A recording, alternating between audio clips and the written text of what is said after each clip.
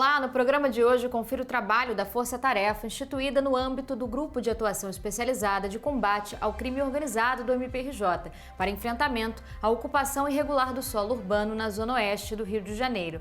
Quem vai falar sobre o tema é o coordenador desta Força Tarefa e do GAECO do MPRJ, promotor de justiça Bruno Gangoni.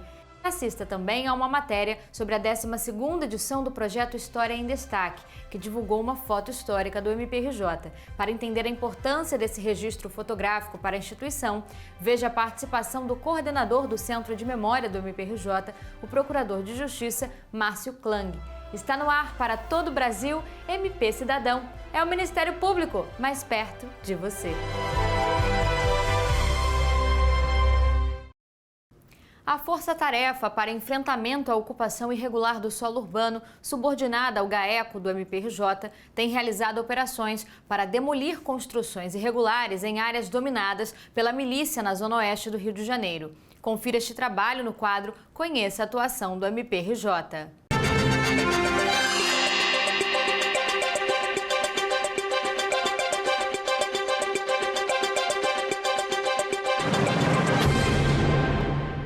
Bom, em março de 2020, o GAECO deflagrou a Operação Condomínio Fechado, que teve por alvo justamente aquele condomínio ali na Transolímpica. Então a gente já tinha uma investigação pretérita que ensejou o oferecimento de uma denúncia e a prisão de vários dos denunciados, inclusive um capitão da PM, só que por aquela ocasião as casas não foram demolidas. Então nós retornamos agora em parceria com a Prefeitura, com a Secretaria Municipal de Meio Ambiente, Secretaria de Conservação, fizemos a demolição dessas casas integrantes desse condomínio irregular. As construções já estavam finalizadas, né? Mas a maioria casas um bom padrão, né?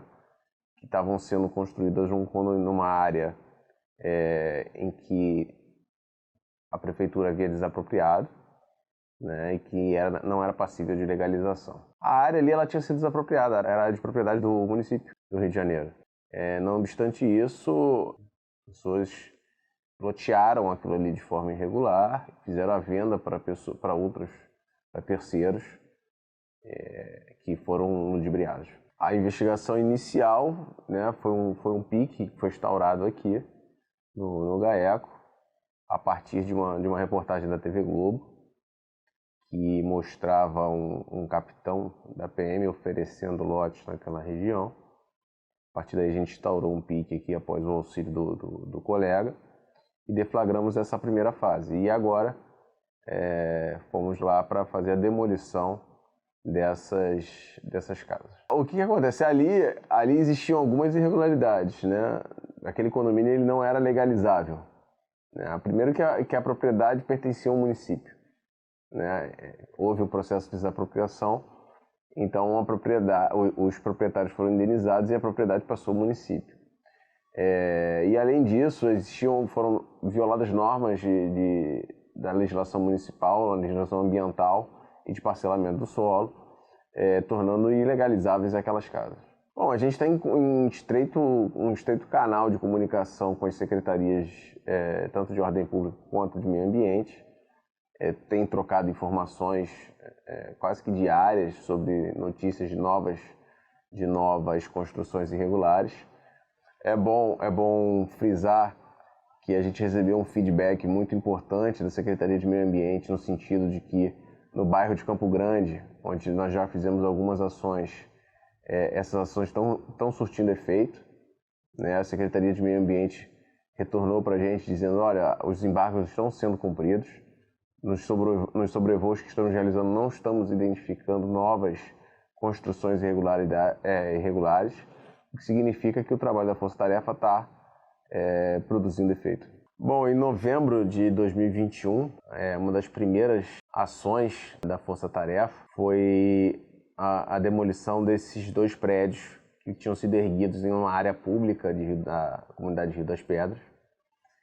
Mas por uma questão de logística, a Secretaria de Conservação e a Secretaria de Meio Ambiente não conseguiram ir nesse primeiro momento com uma retroescavadeira. Era dentro de uma comunidade, por questões de segurança, não foi feito um prévio reconhecimento do local.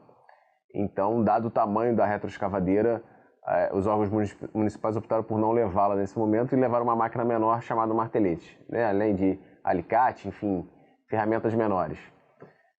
Nós fizemos o início da demolição naquele dia, destruímos lajes, ferros, enfim, alguma coisa foi possível demolir naquele dia com as ferramentas que estavam à disposição. Nos dias posteriores, a Secretaria de Conservação voltou ao local, fez mais algumas demolições, mas também ainda com ferramentas menores.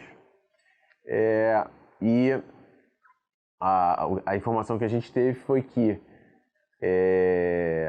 como a Secretaria de Conservação ficou um período sem comparecer ao local para fazer a demolição em razão de estar fazendo intervenções em outros locais, já que a gente tem tido um ritmo bem intenso de demolições, a milícia teria retomado a construção daqueles prédios. Então teria já reconstruído a laje que tinha sido demolida, estava recompondo os ferros, enfim, pretendia refazer acreditando que a gente não ia voltar, que não ia fiscalizar aquela obra, que era uma obra no coração de Rio das Pedras, né, acreditando que a gente não retornaria ali. Então, essa informação chegou tanto para a Secretaria de Ordem Pública quanto para o GAECO. Então, a gente fez uma nova operação e aí sim, a gente foi com uma retroescavadeira, já conhecia o local, tomando as medidas necessárias para que a retroescavadeira chegasse efetivamente aos 2 prédios e aí eles foram efetivamente demolidos por completo. A partir do momento que a gente voltou lá com a retroescavadeira, virou entulho mesmo. Então, não tem como ser reconstruído. Eles podem começar do zero de novo? Podem, mas se eles fizerem isso, a gente vai chegar lá de novo e vai demolir de novo. As construções, elas são erguidas sem qualquer planta, com qualquer autorização, com qualquer estudo de engenharia.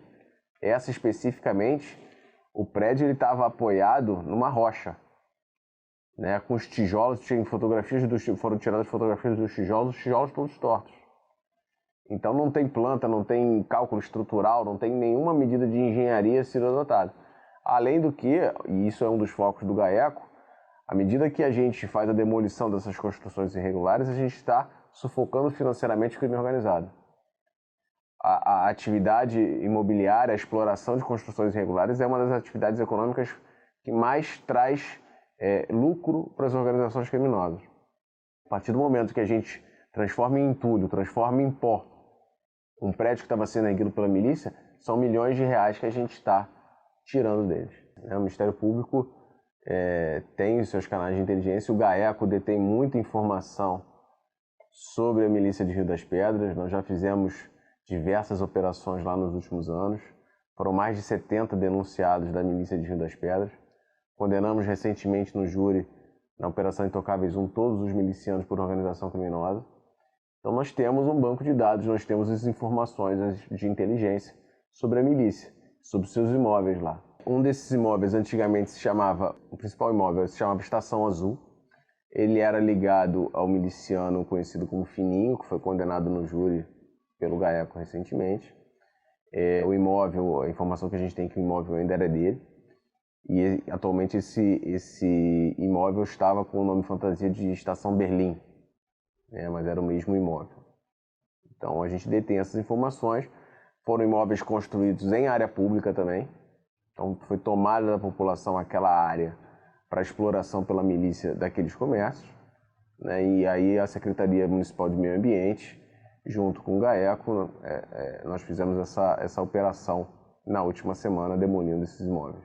E mais uma vez, retirando da milícia fontes de recursos. Eram bares, né? Bares, restaurantes, tinham shows, esse tipo de comércio. A gente tem feito muitas demolições naquela região de Rio das Pedras, Muzema. É uma região onde já teve um desabamento, onde morreram dezenas de pessoas, né? 2 desabamentos, né? Foram 2 prédios que caíram. Que é sempre alvo de ação do Ministério Público e do GAECO. E agora, com essa parceria com a Prefeitura, a gente tem fiscalizado bastante e identificado as construções irregulares e aquelas que são passíveis de serem demolidas administrativamente pela Prefeitura no exercício do seu poder de polícia, estão sendo feitas. O GAECO detém informações de inteligência Chegou muita coisa também pelo Disque Denúncia, enfim, a população acreditando no trabalho que está sendo feito, tem utilizado os canais para fazer as denúncias sobre as ocupações irregulares. E deixar aqui o recado para a população que, além do Disque Denúncia, né, a população pode se valer da ouvidoria do MP, no número 127, para fazer a denúncia, e ela chegará aqui ao GAECO e aos outros órgãos do Ministério Público com atribuição para esse trabalho. Agora nós vamos fazer uma pequena pausa. Não saia daí, o MP Cidadão volta já.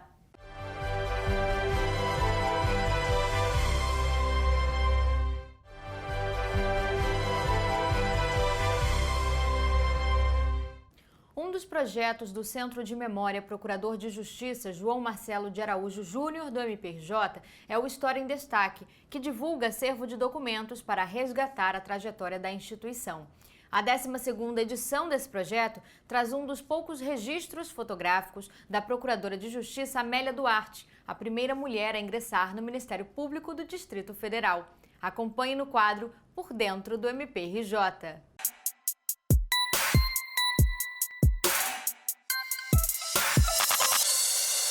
Essa foto é uma foto que foi encontrada no acervo da Associação do Ministério Público do Estado do Rio de Janeiro, em outubro ou novembro do ano passado, 2021.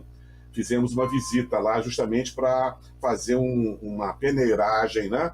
uma repescagem do acervo. Aí nós fomos lá para peneirar, para ver se a gente conseguia descobrir alguma coisa. Algumas fotos foram efetivamente selecionadas, e dentre essas fotos apareceu essa, que nós de cara identificamos ser uma foto onde a doutora Amélia Duarte ela aparecia. Por quê? Na década em que a gente supõe que aquela foto não tinha nenhuma observação, não tinha nada a respeito, era apenas uma foto. Eu não sei o local onde ela foi tirada, a gente imagina que ela é da década de 40. Por quê? Porque a doutora Amélia Duarte, que foi a primeira mulher a ingressar no Ministério Público do antigo Distrito Federal, no Rio de Janeiro, ela entrou na década de 30, ela fez o concurso na década de 30, e ela era a única bendito fruto naquela foto. Então a gente supõe que é uma foto do início dos anos 40. Bom, ela tem interesse histórico para o MP, por quê? Por que o Centro de Memória do Ministério Público se interessou? Porque os registros fotográficos, os registros iconográficos do Ministério Público, conforme se vai andando para trás, eles vão ficando extremamente raros. Vou dar uma ideia para você.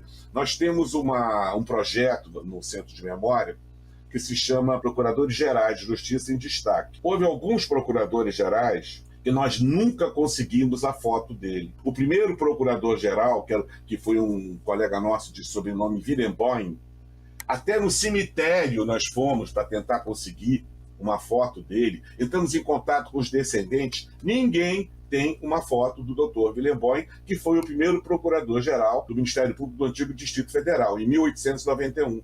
Já existia fotografia, mas dele não existe. Eu fui no Tribunal de Justiça, ele foi do Nordeste, eu procurei nos estados do Nordeste, a nossa historiadora foi no cemitério onde ele está enterrado, nada. Então, quando aparece uma foto da década de 40, com um número expressivo de colegas, a gente fica assim, enlouquecido.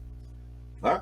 E da doutora Amélia Duarte, é uma das raríssimas fotos em que ela aparece. Ela era a única promotora do antigo Distrito Federal. Ela entrou em 1936, se não me falha a memória. Primeiro, ela era a única mulher sentada ao lado dos colegas. Ali nós conseguimos identificar, perguntando a vários colegas, o doutor Roberto Lira, que é uma cabeça coroada, ele foi um dos maiores promotores da história do Ministério Público brasileiro. Quando eu entrei no Centro de Memória, eu quis fazer uma homenagem ao doutor Roberto Lira. Então, naquela foto, você tem o doutor Roberto Lira, você tem o doutor Clóvis Paulo da Rocha, que foi 2 vezes Procurador-Geral de Justiça, no antigo estado da Guanabara e no novo estado do Rio de Janeiro. Você tem foto ali do Dr. Suseking de Mendonça e do Ornóbio Tenório Vanderlei. Agora, os outros nós até hoje não conseguimos identificar. São colegas, provavelmente do antigo Distrito Federal. Aquela foto não me parece ter sido tirada em nenhuma das sedes do Ministério Público, pela geografia do lugar. Aquilo foi alguma solenidade, alguma festa, e que estavam todos presentes. A gente viu aquela foto, de cara identificamos a doutora Amélia Duarte, então vimos que era uma foto importante. O que a gente fez? A Amperge, muito gentilmente, nos cedeu, ele já tem todas aquelas caixas de fotos digitalizadas. Isso já foi feito lá. Aí nós pedimos emprestado, uma parte, não tudo, uma parte do que eles tinham ali. E essa foto chamou a atenção porque é uma das poucas fotos em que você tem um número maior de colegas na foto. Para identificar, nós falamos com o doutor Everardo Moreira Lima, que entrou no MP em 1951, ele é vivo, ele tem 97 anos, está absolutamente lúcido. Falamos com o doutor, com pessoas que conheceram alguns daqueles colegas, talvez já aposentados, mas que conheceram em vida, o doutor Davi Milha, o doutor Luiz Sérgio Viderovich, pessoas da antiga Guanabara, do Distrito Federal, e pessoas que conheciam. Eu mesmo conheci, pessoalmente, o doutor Cláudio Paulo da Rocha. Ele foi procurador-geral pós-fusão. Aquele eu reconheci, esse aqui é o doutor Cláudio. Né? Mas era assim, outro. O processo de restauração da foto, nós temos lá no Centro de Memória duas historiadoras, né? Nós tínhamos uma museóloga que saiu, nós já temos agora uma estagiária de museologia, e nós temos uma arquivologista e 2 estagiários de arquivologia. Então, o acervo, antes dele ser digitalizado, nós estamos digitalizando todo o acervo que nós temos. Nós chegamos a, se não me engano, 700 peças digitalizadas, mas antes delas serem digitalizadas e colocadas na plataforma Atom, que é uma plataforma mundial de museus, né, e de centros de memória, elas sofrem um tratamento de limpeza. É uma limpeza, não é uma limpeza de restauração da peça, mas ela sofre um processo. Eles trabalham com escovas próprias para tirar a sujidade da peça.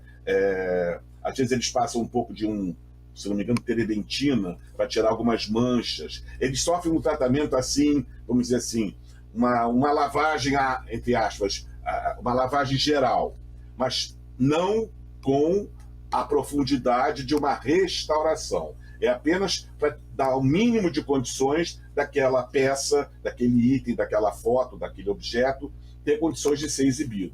Mas eles sofrem isso. E depois, então, eles são digitalizados e depois guardados na reserva técnica. Qual é a ideia do História em Destaque? Né?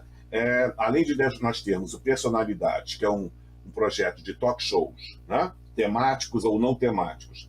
Nós temos o Pra Matar a Saudade, que a gente entrevista pessoas que conviveram com colegas nossos falecidos. O História em Destaque é o seguinte: conforme o acervo do Centro de Memória começa a crescer, a gente pinça peças que nós julgamos que sejam curiosas ou que vão produzir algum nível de interesse, tanto no público interno como no público externo. Eu posso dar um exemplo assim clássico.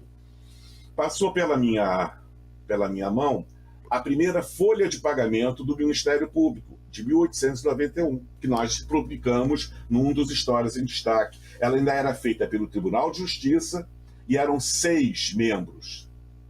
Hoje nós somos quase 1000, eram 6. Era uma folha de papel, a folha de pagamento. Literalmente uma folha de papel. Aí nós publicamos, porque aquilo é um papel histórico. Não é uma cópia, não é uma coisa montada, é aquilo que existia no livro que nós encontramos na GEARC, onde constava a primeira folha de pagamento. Então, a foto que a gente está falando, né? Essa foto a gente supõe pela indumentária, pela roupa feminina, pela roupa masculina, os homens, alguns com chapéu, pelo padrão dos ternos. Foi assim por indução que a gente chegou à conclusão que é a década de 40. Né? Ela chamou a atenção porque é raríssimo você encontrar uma foto em que haja essa reunião de tantos colegas do MP juntos. Seja na Guanabara, seja no Distrito Federal, seja no antigo Estado do Rio. Aliás, o antigo Estado do Rio nisso era melhor. Eles tinham mais preocupação de registrar as posses, os eventos, do que a Guanabara. Muito mais. E por hoje é só. Se você quiser rever esta ou outra edição, acesse o canal do MPRJ no YouTube. Não deixe de se inscrever e ativar as notificações. Outros conteúdos do Ministério Público do Estado do Rio de Janeiro também podem ser conferidos nas nossas redes sociais, que estão aparecendo aqui embaixo. O MP Cidadão também está disponível em podcast nas plataformas Deezer, Spotify e iTunes. Eu te espero no domingo que vem. Até lá!